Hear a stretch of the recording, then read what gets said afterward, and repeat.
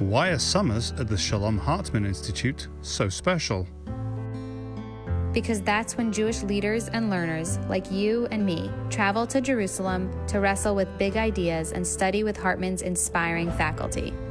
The Shalom Hartman Institute is a pluralistic think tank and educational center for the Jewish people. Our scholars draw on 3,000 years of Jewish wisdom to develop the ideas we need to face today's challenges.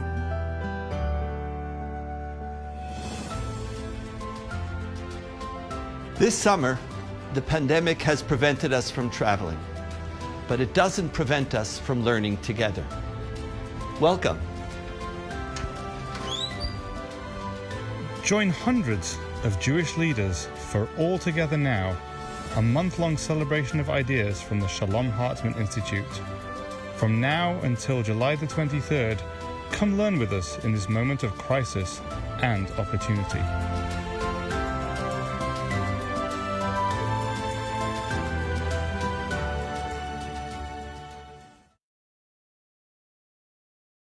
Welcome everybody, far and near, Bruchim Habayim.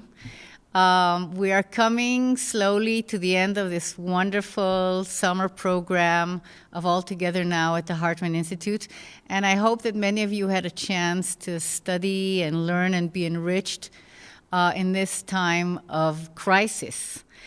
In the next hour or so, we'll be opening up images of crisis, responses to crisis, and processes of healing from crisis as they emerge from wonderful Jewish texts spanning centuries and all relating to one Hebrew word. And the word in Hebrew is mashber, meaning crisis. Well, the world is in crisis. Countries, societies, natural environment, worldviews, and oh, so many human beings who are going through crisis, be it economic, psychological, or political. Some are deep under the wave, and some are floating. Some might even be riding the waves. Some have had fear harden their hearts, and some others have had their hearts break wide open in response to crisis. Crisis is not tragedy, at least as far as I understand it. Crisis is what makes every human being human. All human beings, as humans, must go through crises in their lives. Some are going to be lightweight, and some are going to be crushing ones. Crisis is part of being human, and it seems that we are wired to deal with crisis. I also want to point out that we are now, in the Jewish calendar, in a time commemorating crisis, a most devastating one. We are in the 3 weeks of mourning between the 17th of Tammuz and the 9th of Av, which is the time of remembrance, lamentation, heart-searching, soul-searching, and mourning over the destruction of the first temple and the second temples in Jerusalem, the crisis that left the Jewish people without the presence of a God in a territorial temple, who dwells in a territorial temple, the loss of ritual, sacrificial language of connecting with God, multitudes of dead human beings dying from sword and dying from famine, the disintegration of society, the loss of any kind of autonomy, and the bitterness of exile. In these 3 weeks, flow the tears over so many devastations and crises that have befallen the Jewish people throughout generations. And I think also that time of collective mourning also allow us to let loose our own tears over the pain and suffering and the intense uncertainties of these times we ourselves are living through. So I want to open the inspiration lines, okay? This is what gave me inspiration, and I want to give these lines as inspiration for our conversation today to come this year from words that are maybe closer to home to you in North America, the words of Emily Dickinson. And I read.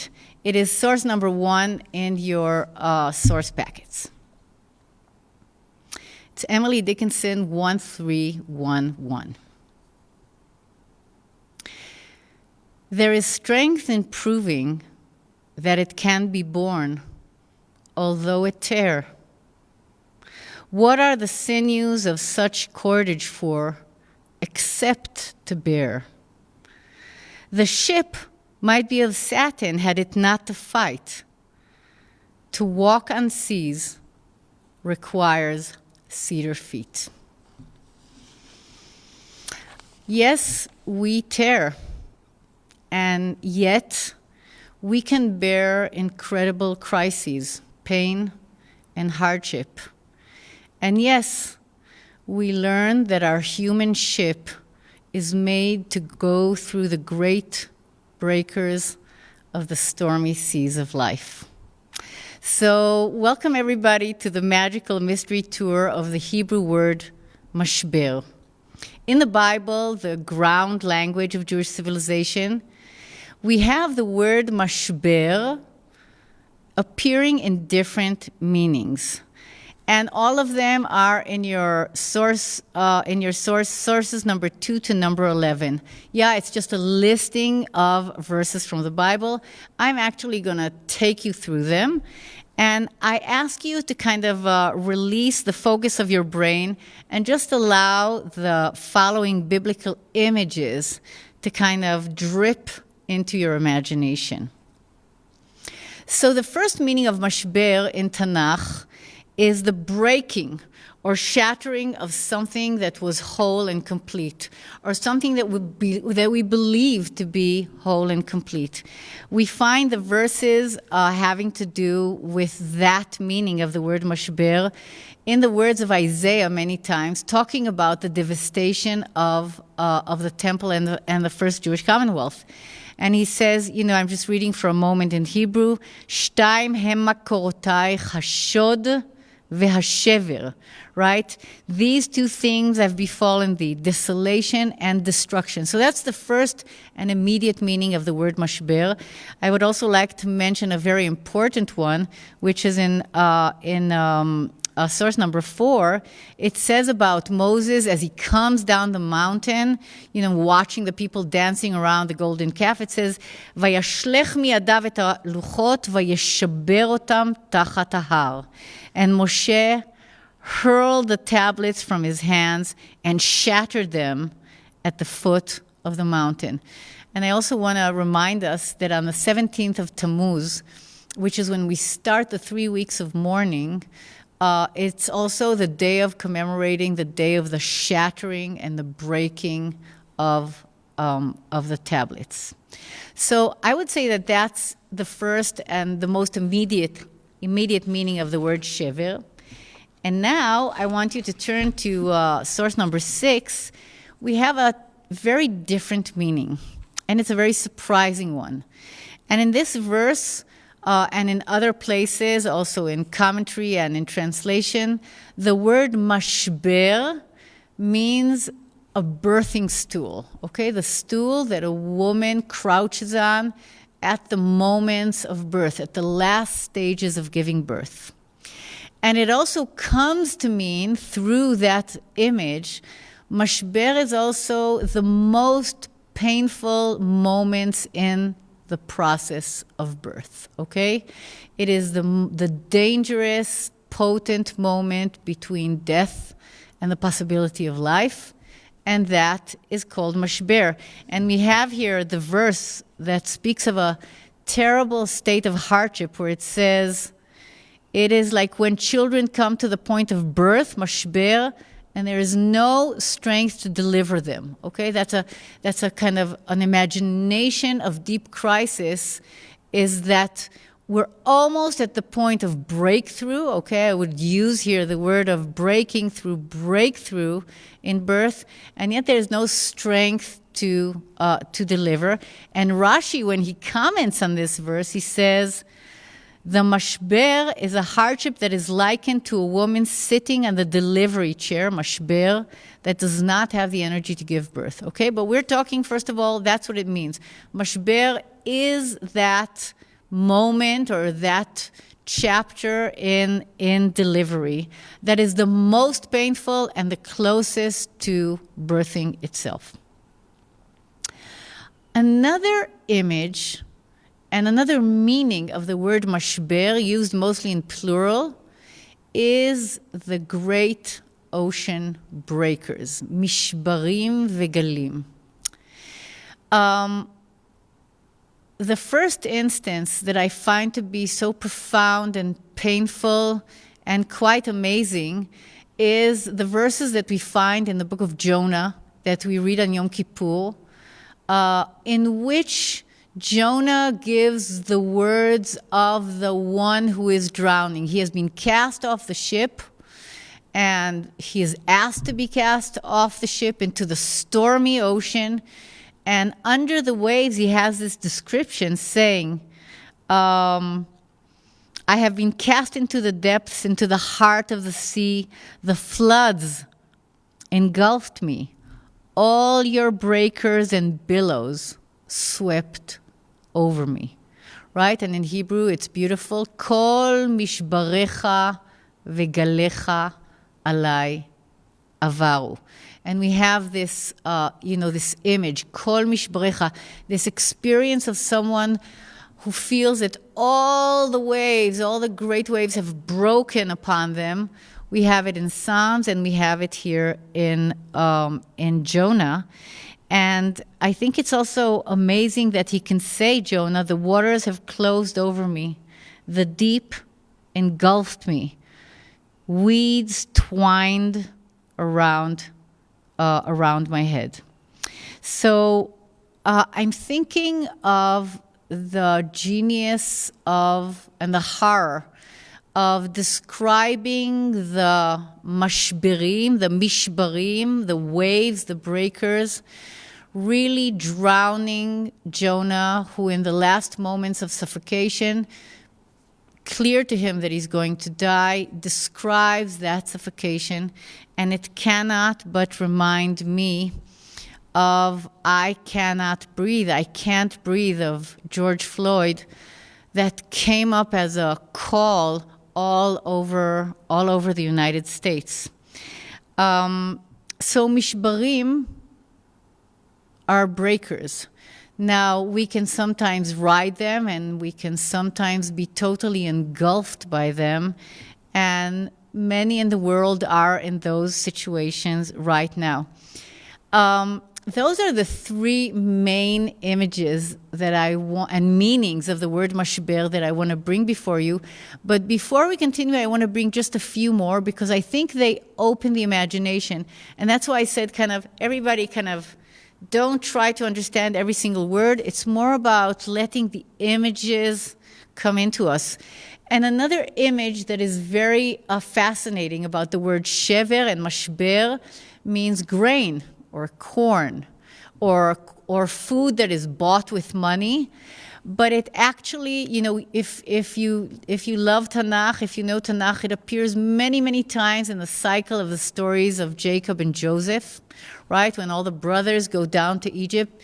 Because in times of famine, you try to find a place that breaks up the granaries, a place where the granaries have been opened up, okay? And grain is sold so that you can survive.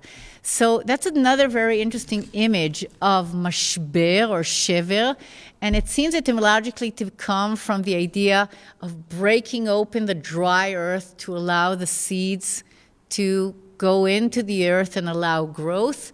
And maybe actually more accurately, it does come from the idea of breaking open the granaries.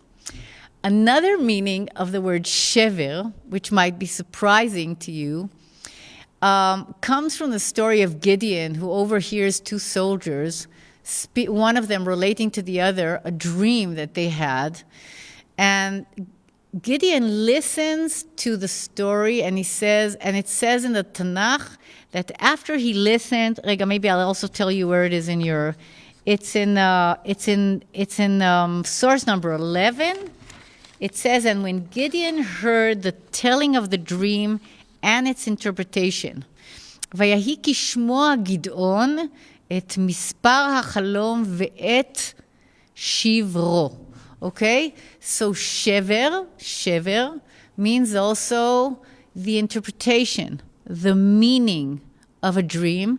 And it has to do with breaking up, and which is, the beauty of Hebrew, because in order to go into the meaning of the dream, we have to let go and crack open the original unity or the integrative unity of the dream. I would also say, and this is my last kind of image, that in contemporary Hebrew, we use it in the opposite way. And we say that החלום ושברו, the dream, and its shever, means the dream and the collapse of the dream. Okay? It's that devastating moment of understanding that a great dream you had, national, personal, fantastic, whatever it was, that the dream has shattered and what it had in it has not come to be.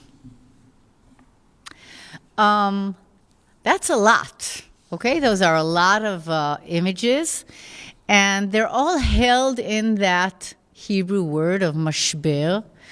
And I just want to go over them for a minute. Just listen to this again. It's the breaking of something whole.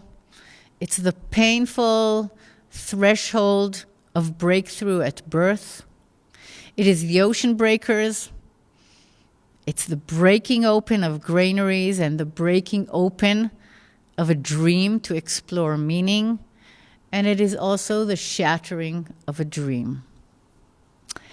And now, after talking so quickly and so much, I would like all of us to take 1 minute of quiet time to feel which image of crisis speaks to your lived experience at this time. Maybe write it down. Yeah, this is not an interactive session, and I can't sit here with you and feel all your temperaments and temperatures, and we can't have all the books here and everybody coming out to all the inspiring books and feeling them and smelling them.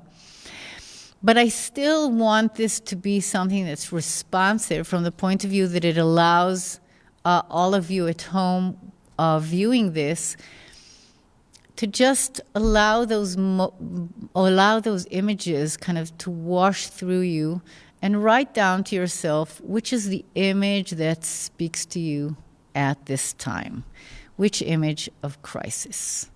So I'm going to be quiet for half a minute.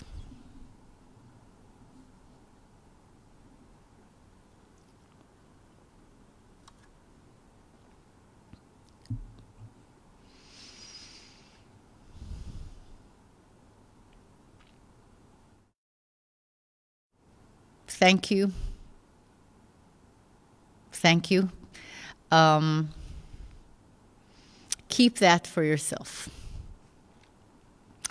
Now, I would like to lower my bucket into the deep well of Jewish thought and imagination to allow us to draw up some responses and open different perspective to these ground images.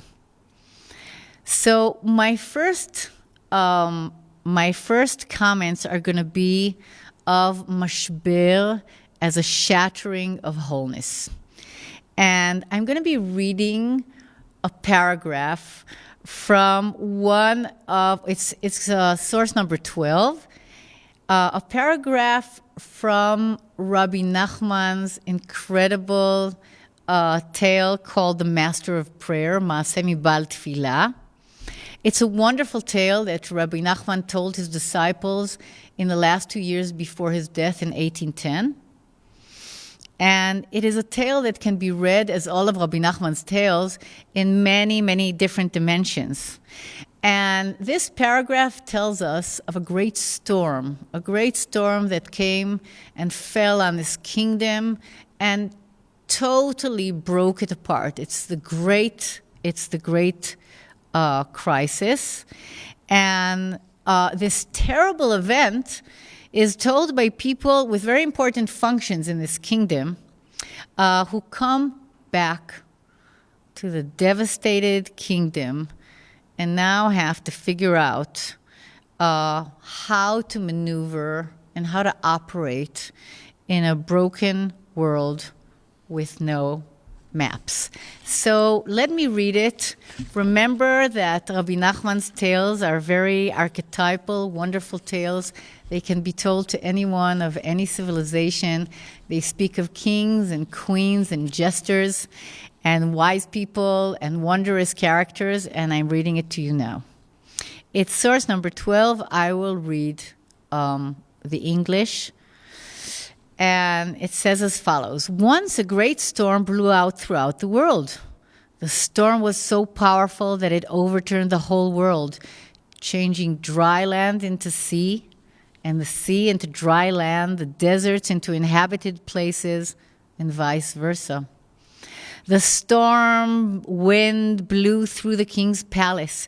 It picked up and carried off the princess's child amidst all the confusion.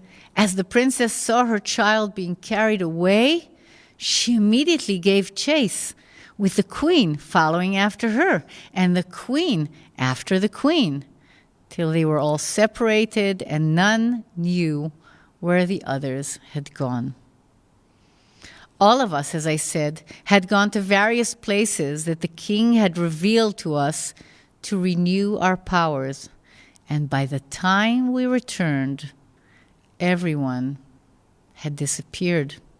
The hand, the mysterious map, was also lost.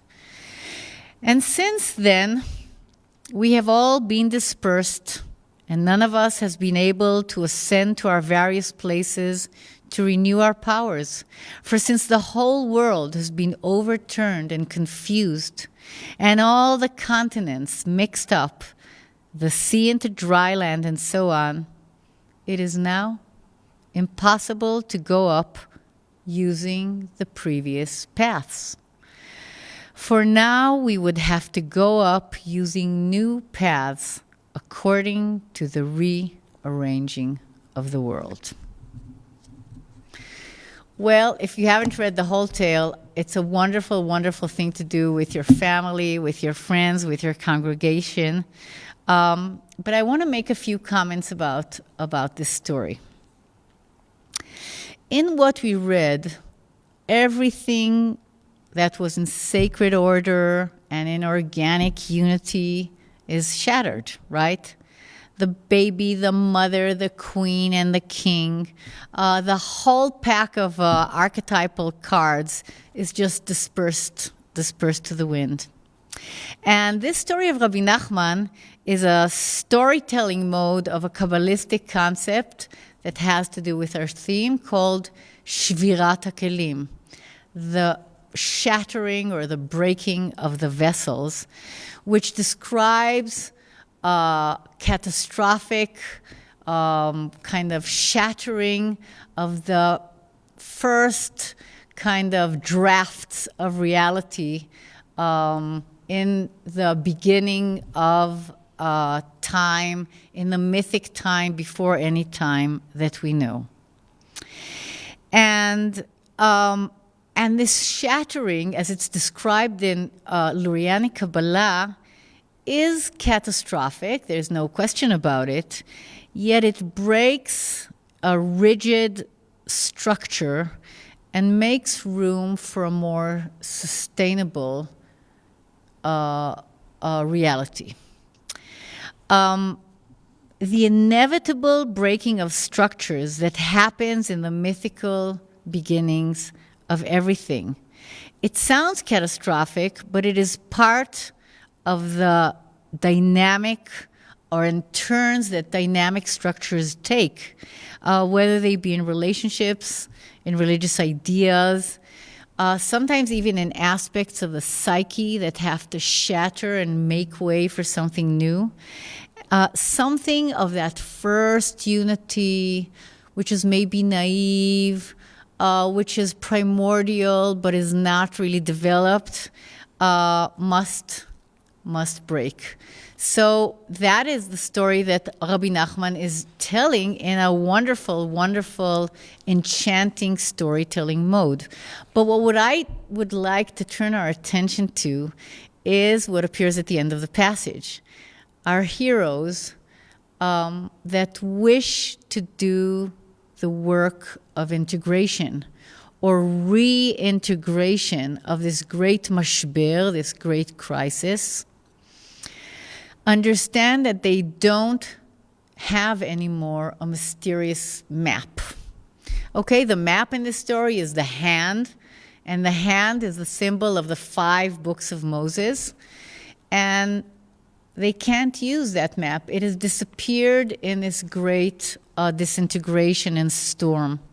Everything has turned upside down. And they say it is now impossible to go up using the previous paths. For now, we would have to go up using new paths according to the rearranging of the world. And it's just so inspiring for me to think of that as a response to a great whirlwind that comes and kind of turns our world upside down. I think in his own special, wonderful way, Rabbi Nachman is saying that the hard work of reintegration after crisis demands the ability to discern which of the old paths cannot be used and which new paths must be found. And how can we, in our time, be courageous enough to do that work of discerning and soul-searching? How can our Judaism be as flexible as to know, how can our world, forget about Jews, how can our world, how can our societies, how can people understand which of the old paths do we use, and what kind of innovative paths and solutions must we invent and create to take us into a new level.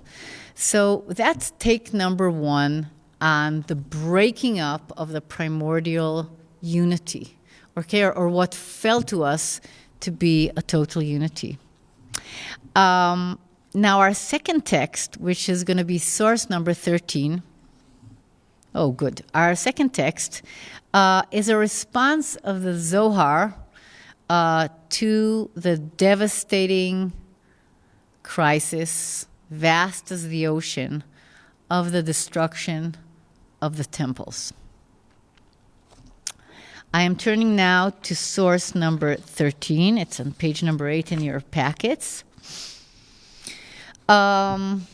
This is a midrash of Zohar that appears right at the first page of the Zohar, which is my beloved Jewish creation, from which I gain incredible sustenance and inspiration. And I want to read to us something that has to do with this text. It starts in the following way. When the Holy Temple was destroyed, a voice cried out, "What can I take as a witness to you? What can I compare to you, O daughter of Jerusalem?" Right? Those are the words of lamentation. Ma a'idech, ma adamelach habat Yerushalayim, ma ashvelach va'anachamech betulat bat Tzion. For your ruin is as vast as the ocean. Who will heal you? כי גדול שברך קיים. מי ירפא לך? Right? That's the opening. So we're in the moment that really has to do also with our kind of Jewish time in the Jewish calendar. And the question is, in a devastation that is as vast as the ocean, where can comfort come from? So the Zohar is here presents in this Midrash God,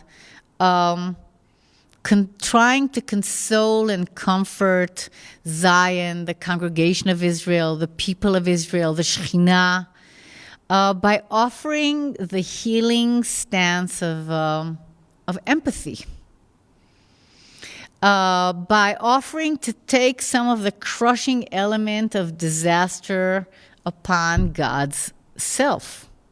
So in this text, God says, just as Knesset Israel and the Jewish people cannot enter the desolate Jerusalem, in a similar way, I will not enter the celestial Jerusalem. I will adame. I will compare myself to you in your sorrow, and by that I will console you. That's a pretty special kind of strategy of comforting, but I think it does try to present empathy and kind of symbolic mirroring as something that can hold us up in times of dire crisis. But then the Zohar brings out its more mystical, I would say more radical, and more profound notion. At the end of the text, it says, "But now that you are here, your ruin, shivrech, gadol kayam, is as vast as the ocean. Yet if you say that you cannot endure or be healed, who will heal you?" Notice it's not a question mark. The Zohar reads it. Mi yenachamech. Who will heal you? Really, that concealed high rung in which all exists will heal you and raise you up. So I'd like to say something about this me. There is an aspect of divinity in Kabbalistic language which is called the Sphira, right? It's the divine aspect of intelligence. It is called Binah in Hebrew. And Binah is the great mother. She is the womb out of which all realities are birthed. And she is called also Teshuvah. She is the place of return. She's the place from which everything comes and everything may return to. Now, Binah, as an aspect of divinity, cannot be comprehended intellectually, okay? You can't say, oh, I understand what she's about. No. We can only wonder. We can only ask. We can only be in amazement. We can only say, who? Who? Me. Who is this wondrous presence? Okay, we have to kind of let go of our discursive intellectual mind to make place for the idea, for the concept of an aspect of God in our world that is called me. Who? Who are you? So, when your crisis is as vast as the ocean, the Zohar says, healing will sometimes come from unknown sources. Crisis asks us to be open not only to linear step by rational step that we have to be attentive to in order to work through crisis. We all know that we have to take those steps. But the Zohar adds that healing comes sometimes from mysterious aspects that we did not even consider. And ask yourself if you've had a heartfelt experience of this in your own life. I think the Zohar is inviting us to accept this idea that in times of crisis, we should cultivate the ability to be open to a larger perspective that holds surprises with healing in their wings. And I thank the Zohar for being a never-ending source of inspiration.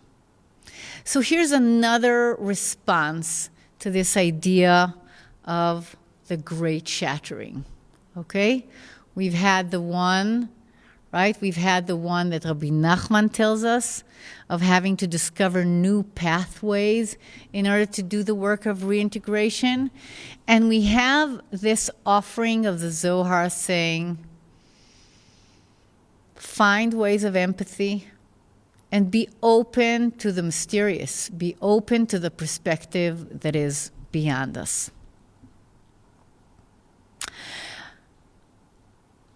I would like now to turn to the second image, which is the image of mashber as the birthing stool, or the moment just before the breakthrough of birthing.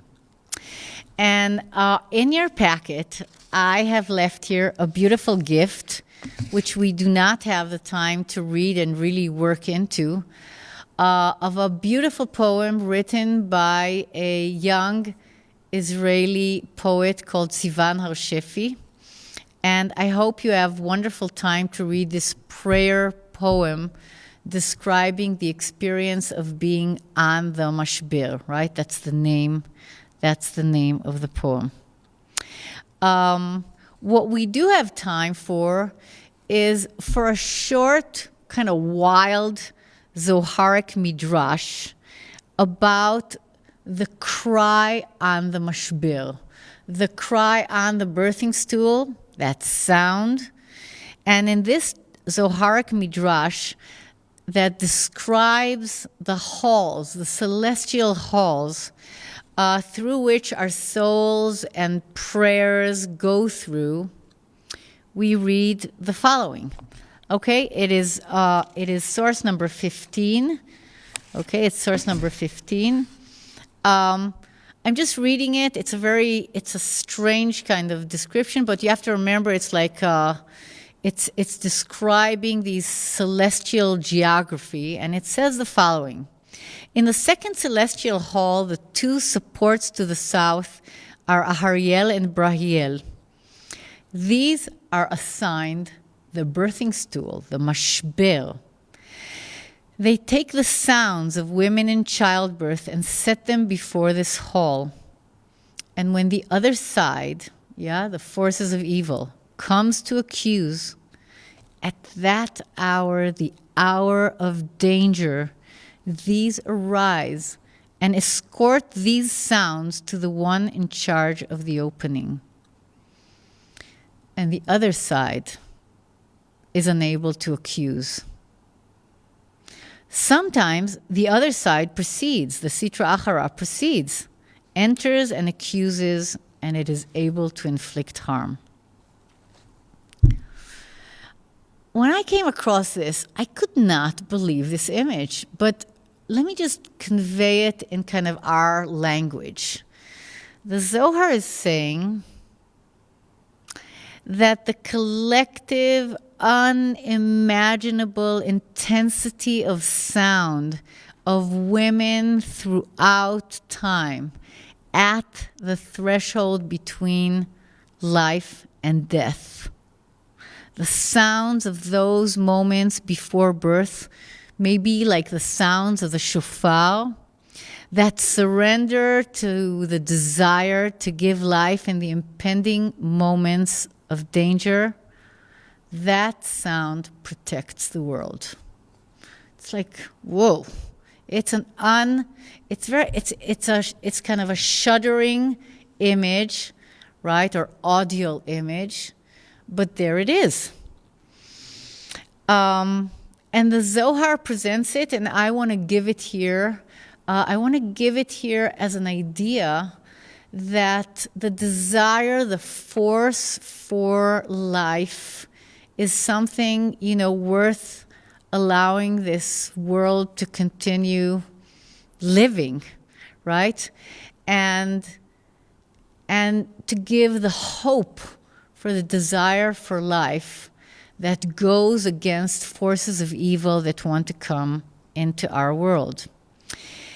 I think maybe that what is fascinating, that the Zohar, with kind of realistic bitterness, comments at the end that this sound should protect the world, but that it doesn't always succeed in keeping evil away from harming the world. So I just want to kind of give it in the summary. I think what we're learning from this image of mashber as a threshold of birth is that mashber, we learn, is a threshold to new possibilities. And that it comes with intense pain and contractions and fateful moments of immense danger. And yet, it is a possible passageway for that breakthrough which brings new life.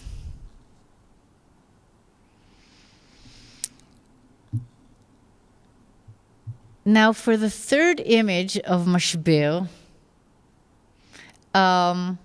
we have to kind of turn from the breaking, we have to turn from the water breaking or the breakthrough of birth, and we come to a third image of mashber, which means the great ocean breakers.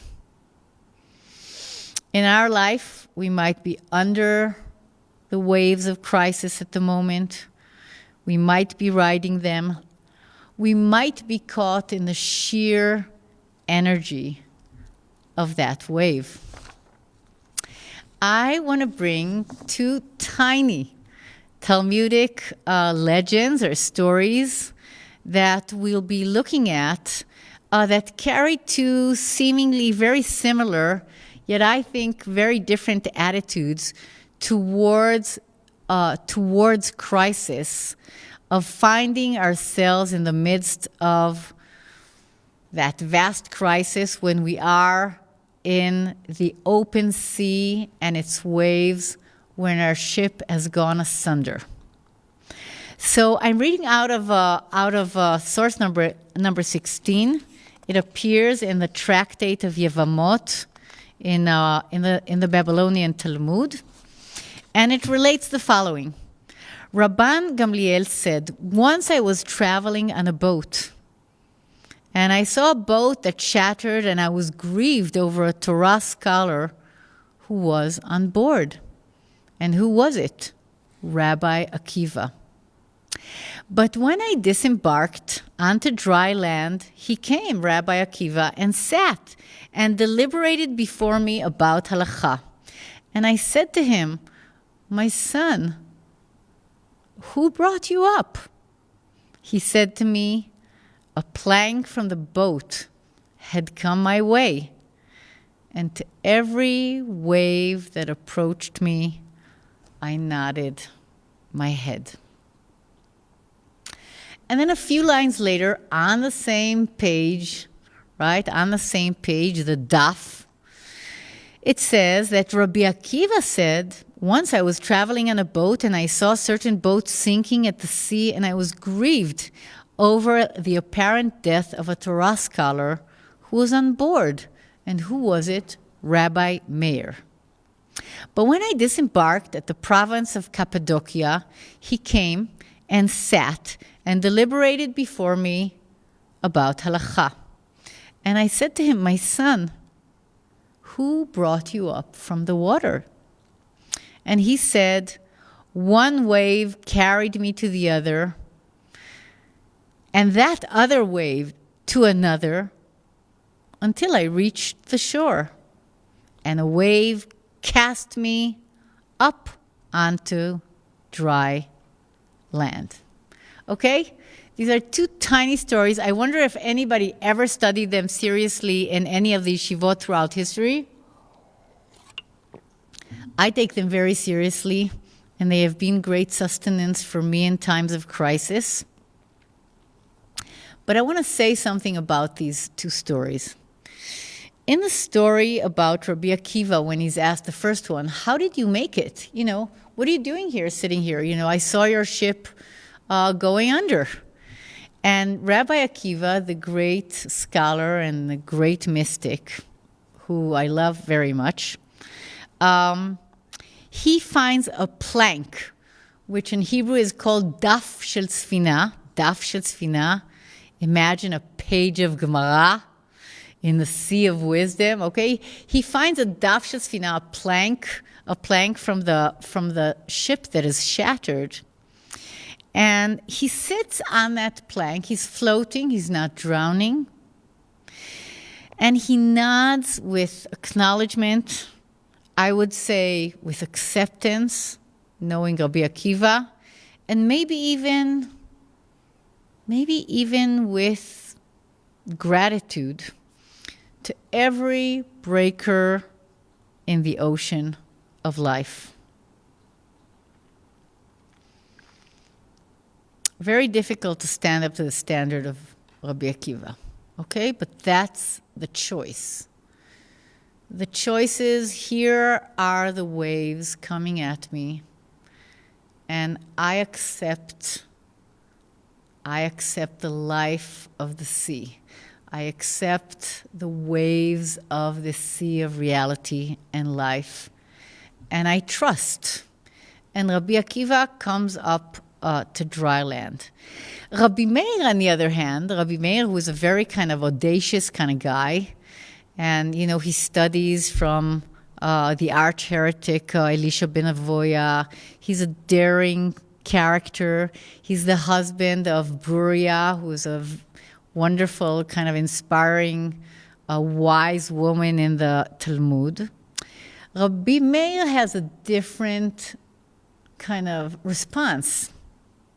Okay, he kind of throws himself into the breaker, into the breakers, and allows them to throw him from one wave to the other until he arrives on dry land.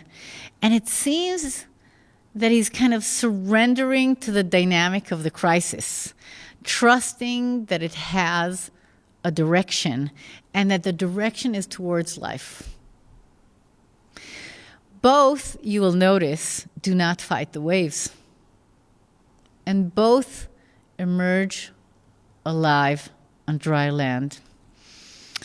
Yes, sometimes, if we are not drowning in our crisis, we must discover how to be with the power of the waves.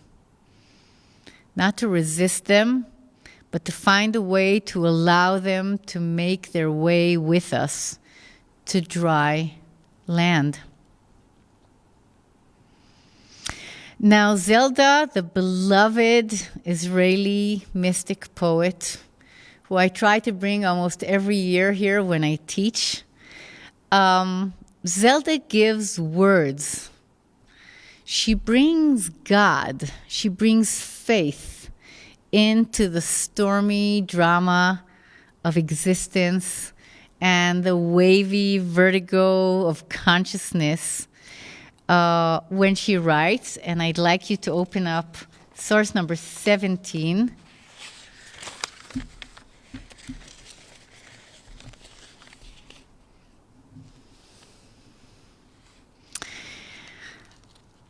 Zelda says the following. I'm going to read the first stanza in Hebrew, and then I'm going to read it in English. The poem is called Island. אני דורכת על האדמה כמו על גוף חי, כאותם פליטי אונייה שעמדו על גבו של לוויתן, כי טעו במראה העיניים. I step on the earth as on a living body, like those who jump ship to stand on the back of a whale, of a leviathan, because their eyes deceived them. I step on the dust of the earth, beneath which the waters speak. Roots speak, metals speak, the noise deafens my ears, dizzies my heart. The air too sways and sings, and in the heights worlds explode. Only the thought of God is an island in the world. רק המחשבה על אלוהים היא במערבולת.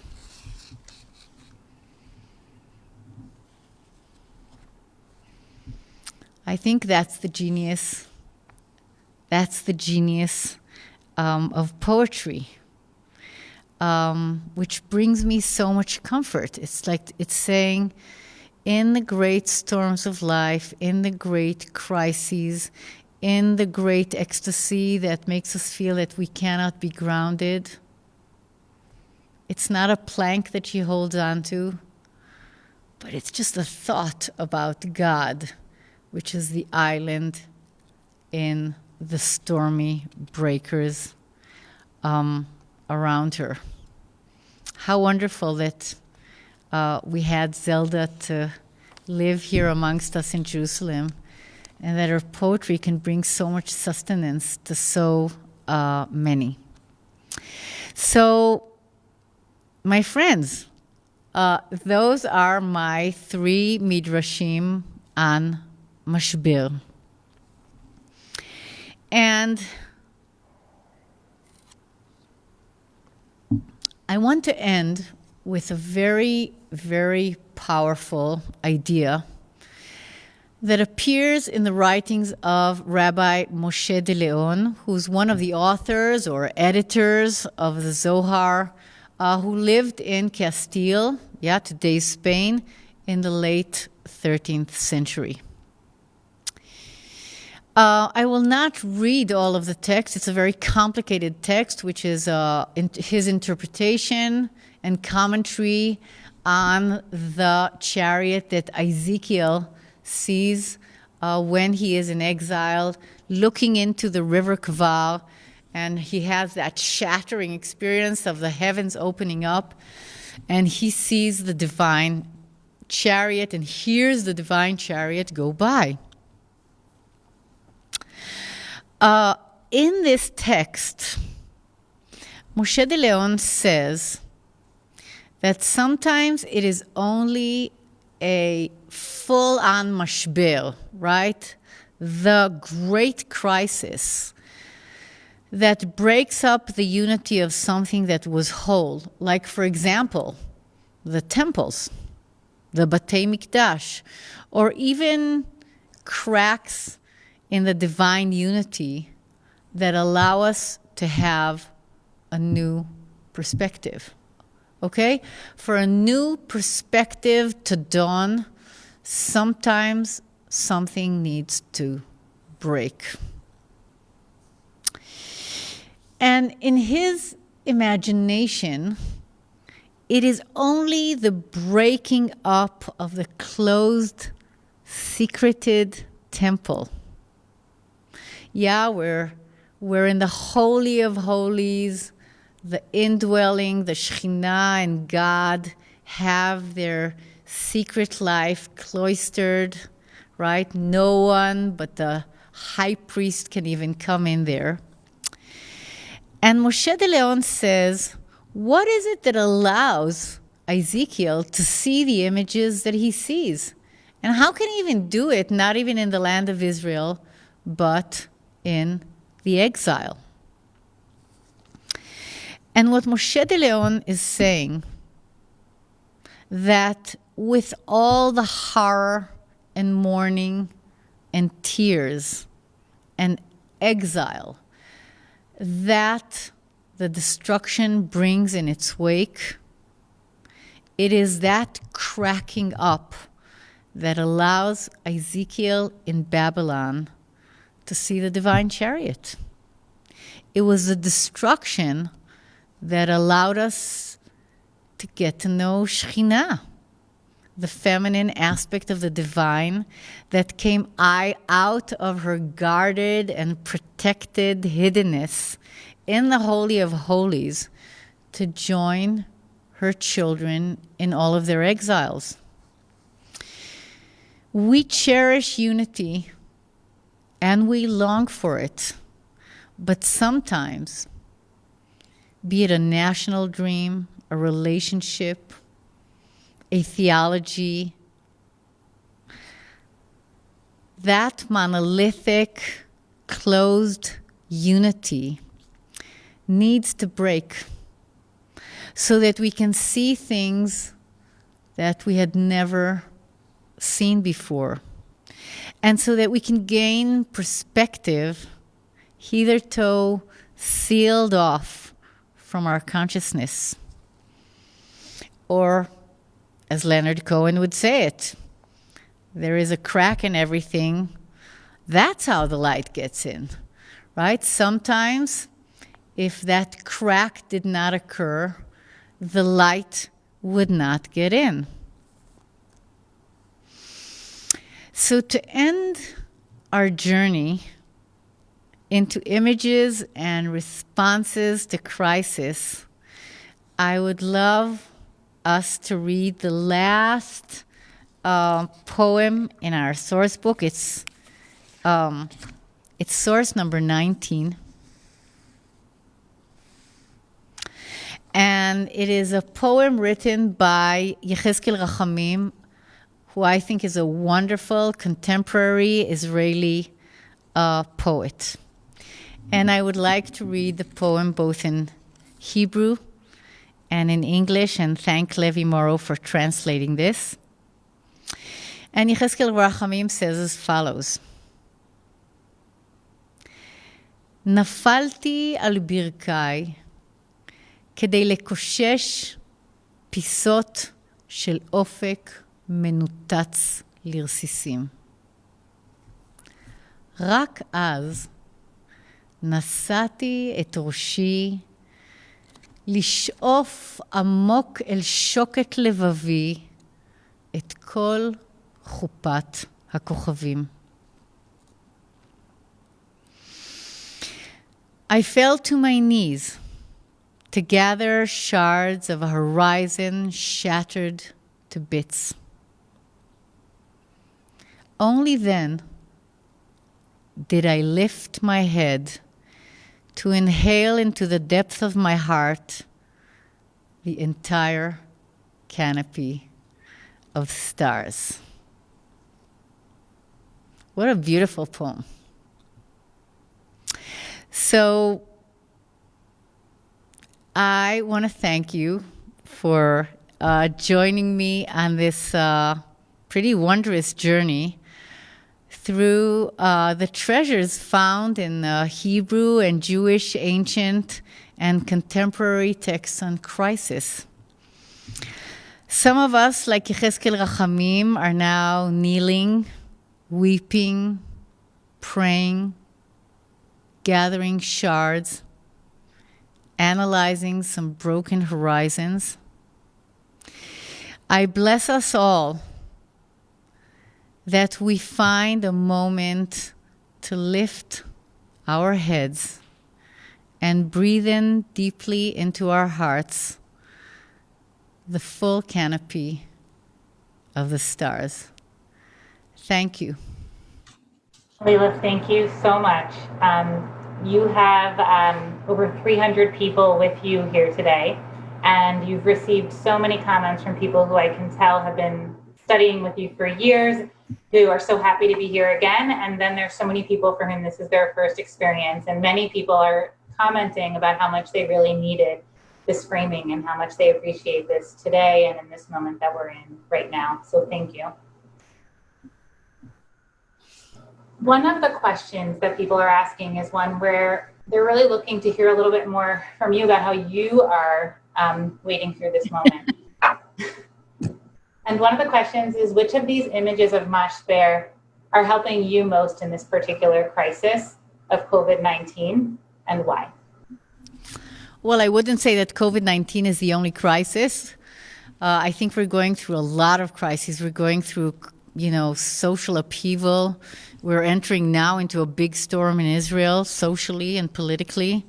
But I would say that in these months, the image of me, of Bina, of kind of opening up, which I find so beautifully and in such simple language portrayed in the language of Yechezkel Rachamim, kind of just doing that act of lifting my head from the computer screens, from the Zoom screens, from the news, from being locked into kind of one type of horizon, allowing myself to open up to the unknown, which carries in it mystery. That has been an amazing source of comfort for me. And I think another one, which I do learn from Rabbi Akiva, who I feel is my great master, is there has to be that patience that I can't go fighting against what is happening. I have to accept the ways that are happening, that happen. I found that to be of great consolations in times of deep grief and loss in my own personal life, is to accept that this is what is happening, that this is like deep Jewish wisdom that kind of is carried through the centuries and is kind of landing right there in my hands to say, pay attention, right? There needs to be so much patience. There needs to be so much attentiveness to know what to sit there in the water, to hopefully not be drowning, and yet wait for what needs to emerge, to allow that to emerge. I would say that for me, those are the two fascinating concepts. And I think that, when I think of it more psychoanalytically, and sometimes really more from the point of view of the psyche, the daring notion that sometimes certain types of kind of rigid unity when come to a point where they must break open, where we cannot see what is in front of us and what we must do if we don't allow that devastating act to happen. But I think we all know it from relationships. When we go through crisis, we have to allow that ship of relationship that has carried us to crack open. And it's only then that we can see things that we could not have ever seen before that. So those are the images that I carry in my heart. Thank you. There's a bunch of questions that are all really circling around God's role in crisis. One person asks, what is God's role? Why are breakers and billows attributed to God, your breakers, but the water and the deep weeds are not attributed to anybody? And then there's several other questions after we get through this that we might want to continue and go deeper on. Well, that really depends on what our theology is, okay? If our theology, is that there's some judging God that sits there and kind of allots out things, that's going to determine the way we understand what is God doing in crisis. Is this a punishment? Is it? But personally, as a kind of pantheistic person who just experiences God everywhere and in everything, that's I have a different take on that. But what I feel that is very powerful is that when you look at the archaic world of Tanakh, right? That's not, the world of the 21st century. The ocean is an expression of divine power. Yeah? Sometimes, even when it's very mythical, the ocean in the beginning is a mythic power that maybe goes against the desire of the divine architect to place order in the world. But when we speak it, when we sing, the psalm in Kabbalat Shabbat, Adirim mishberei yam, Adir b'marom Adonai. The waves are a symbol of the intensity also of divine life. And sometimes as humans, we are caught in the storms of that divine ocean. We are caught in them. It's not, I think the image here is not of God kind of managing that. This is the structure of our lived life. And we hope that we can maneuver that huge energy of the ocean and the dramas of our life. And sometimes, and I think that's where we have the tears, I think, of these times, of these weeks, it's that so many can't. People drown, people go under, people suffocate, people die under the hardship of crises. And we have to have the empathy with those, and I think Jonah gives us those words. But I think these are the images here. It's not what is God's role, right? Because in many of the texts that I brought, God has so many different images, right? Zelda would say, God is the island that I can it's the only place, is the thought of God is the only steady place in the kind of samsara, in this huge, dramatic, lived reality. And for the Zohar, it's just such a different kind of theology where there's different aspects of God operating within our reality. And that's why they stress the idea that in divinity is not only about, truth, justice, judging, allotting, what should be given to whom. But there are also aspects of unity. There are aspects that are, they're non-binary and they're not dichotomous. And they are about healing. They are about saying yes, and they are about giving life. And that opening ourselves up to them is what can bring us healing in devastating crisis. There's a whole bunch of people who have written in the Q&A who I know are rabbis and leaders in our community who are speaking about how difficult it is to gain the perspective that you're speaking to in this moment. And one of the questions that's being asked is how you can help people, or what your suggestions are for how people gain this perspective, because it's so difficult to have it and to recognize both where you are and then how you take the breath that's needed in order to give yourself that strength, but also to help lead other communities during difficult times. I'll tell you something. I think humbly, the only thing I can say is that crisis demands breathing. It demands patience. It demands the ability to stop and breathe and not go into the panicky wavering, which so much of all the media around us is actually trying to get us to succumb to.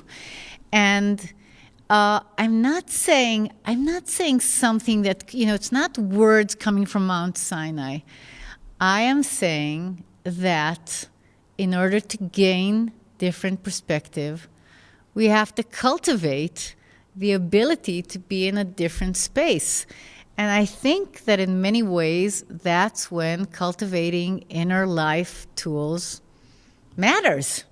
That's when it comes in handy. That's what we're doing it for, right? In any kind of path, be it a path of prayer, or a path of meditation or a path of deep listening or deep conversations with your beloved ones, we can take that time that carves in the midst of all the shivering and the uncertainty and the hysteria many times and the devastating sorrow, is to create places of breathing into which very surprising things that can heal us can come in. So thank you. Melila, another question is, does the concept of shever imply that crisis is a tool for progress? Another question that we got is it a necessity that through crisis, new things are born? Well, who am I to say that it's a necessity? You know, what I'm doing here is I'm kind of opening up the treasure trove of looking at different images of response to crisis. Yeah, right? I'm not trying to say, this is the way we respond to crisis. I'm trying to say that there's something so wondrous about, religious civilizations of whatever religion, is that, if we know how to open up the treasures, we can look. And some images and some offerings are going to suit some people, and some of those who suit some people are going to be anathema for others, right? They might even be poison for others. What I wanted to do is just actually, first of all, just kind of open it up. But I want to say that at least in the Lurianic Kabbalistic idea, it's part of the structure of development.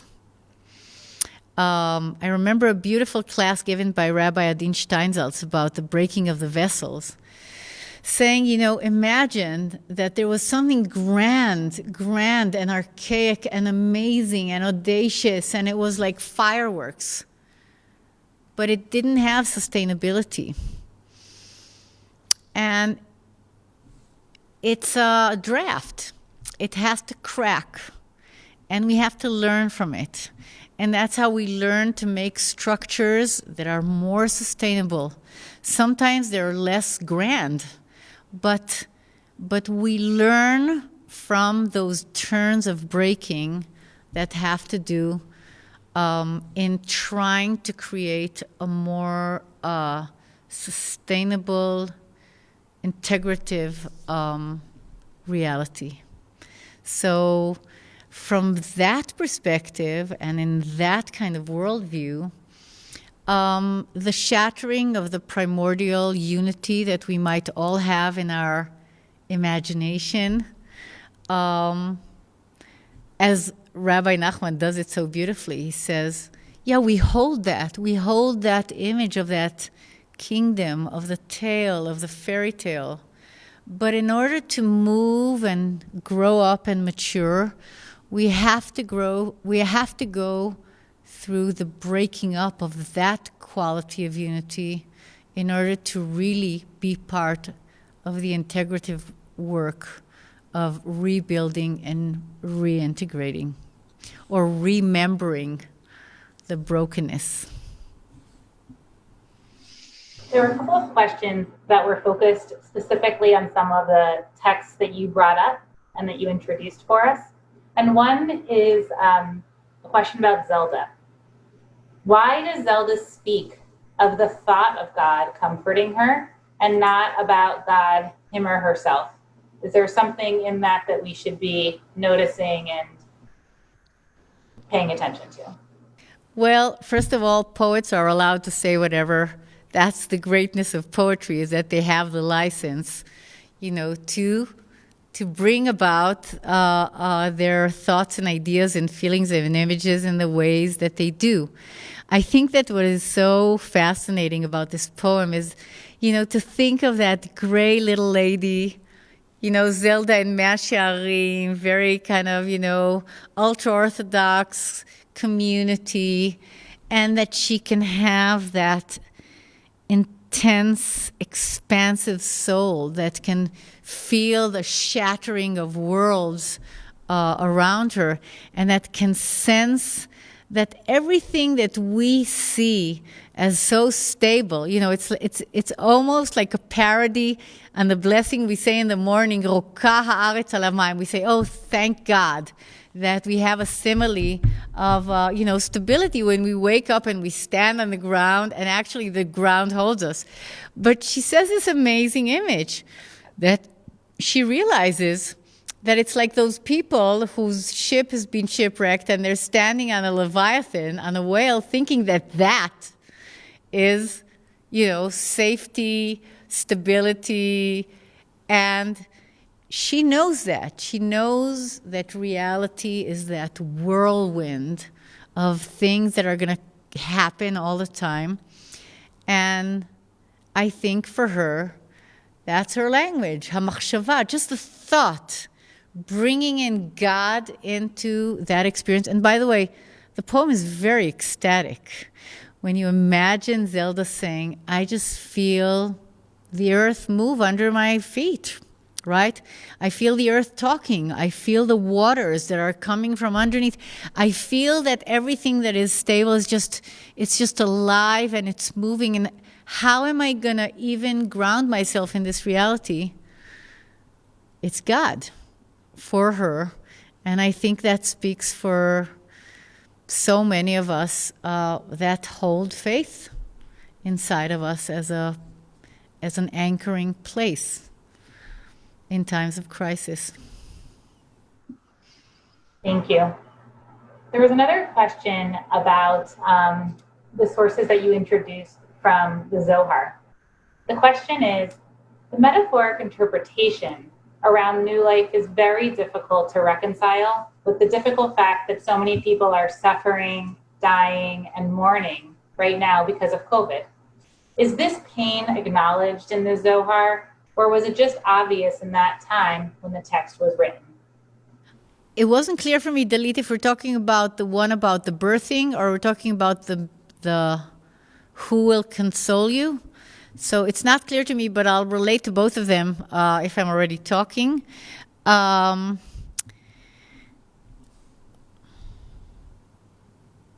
Let me say the following.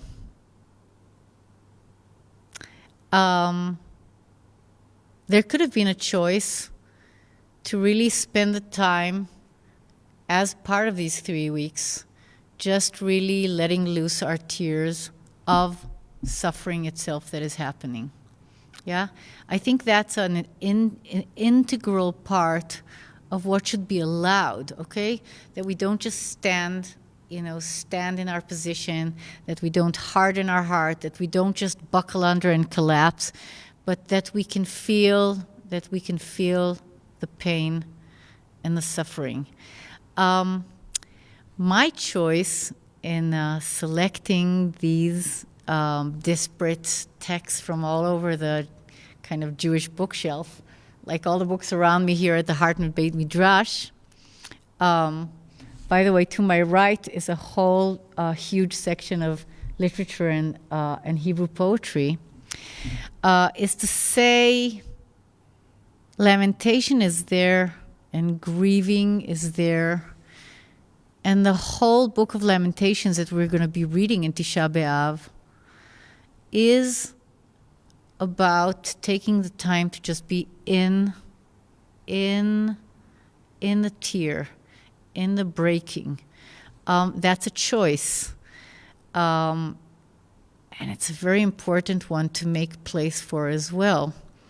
My choice was to bring texts that I myself have found very inspiring in the history of people that have had the most terribly devastating crises. So it's not saying, oh, I see lightly the suffering of other people. Why don't we just do this? That's not my intention in any kind of way. It's more to say, let us open a basket of inspiring images and notions and words and thoughts that we can carry with us in times of crisis, and that they can be healing both for us and for people around us. So I would like to end now, and I would like to thank everyone that has had the patience to read through some of these very difficult texts and very terse and cryptic ones, and who've been willing to kind of be there for me to open and unravel them. And I hope you have time to kind of read through them in your own time, and to read through the poems of Sivan and of Zelda and of Yechezkel Rachamim, because poetry is where I think the living spirit resides when we're looking at our times in many ways. And to just kind of have that appreciation of allowing ancient ideas to come alive in our own life. So thank you very much. Melila, thank you so much for being here with us and for this incredible lecture today.